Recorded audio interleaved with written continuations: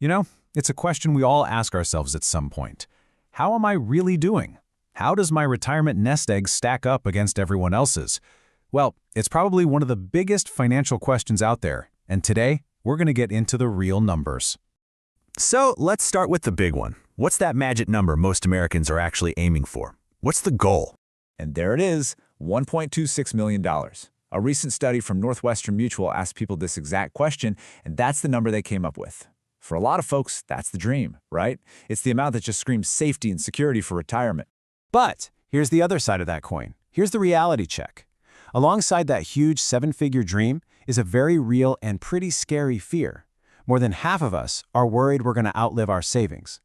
And that gap, between the dream and the reality, that's what we really need to dig into.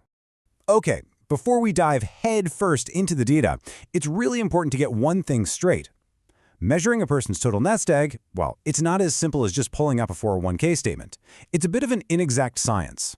See, retirement savings aren't just in these dedicated accounts. People build wealth in all sorts of places: brokerage accounts, real estate, health savings accounts, even just plain old savings accounts. So the numbers we're about to look at, they mostly focus on those dedicated retirement funds.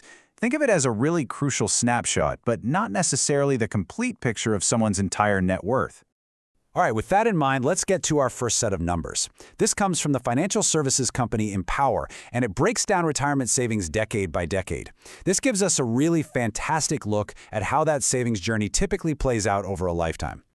So let's make this real. Just picture a typical 40-year-old, right in the middle of their career, probably juggling a mortgage, kids, the whole shebang. What's your guess for what they've got saved up for retirement? Let's take a look. All right, here's the table. Let's find our 40-year-old. Whoa, the average savings is over $500,000. But now, look right next to it. The median savings is just over $200,000. That is a massive, massive difference.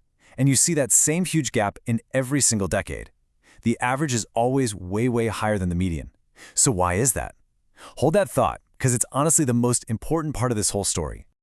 Okay, now let's slice this another way. Fidelity gave us some data that's broken down by generation, and this is going to give us another really valuable piece of the puzzle. So here, Fidelity splits up 401k and IRA balances. Now, if we look at Gen X, so that's people roughly aged 45 to 60, and we add their average balances together, we get pretty close to $300,000. Now think back to that last slide. That number? It's much, much closer to the average balances for that age group than that huge average number we saw. This is just one more clue pointing us toward which number is a little more, realistic for most people. Okay, we've hinted at it twice now. It is time to break down the single most important concept for understanding all of these numbers, and honestly, for not getting totally discouraged by some of the headlines you see out there. So the whole thing comes down to this: understanding the difference between average and median. The average can be just wildly misleading. Let me explain. Imagine you've got 10 people in a room. 9 of them have $50,000 saved up. The 10th person is a billionaire. Well, the average savings for that group would be over $100 million. That tells you absolutely nothing useful about those first 9 people. But the median is the person smack dab in the middle. If you lined them all up, the median would still be $50,000.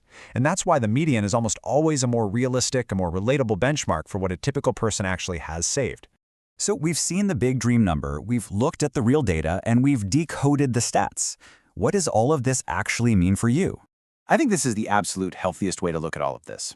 These figures, the median and the average, they're not a final grade. They're not a finish line you have to cross. They are simply landmarks on a map. They just give you some context for where you are on your own journey. Your personal destination, your retirement, that is totally and completely unique to you. So at the end of the day, the most important question isn't, how do I compare? The real question is this: knowing your life, your goals, and your dreams, what is the right number for you? Because answering that question for yourself, that's the first real step to building your own unique path to retirement.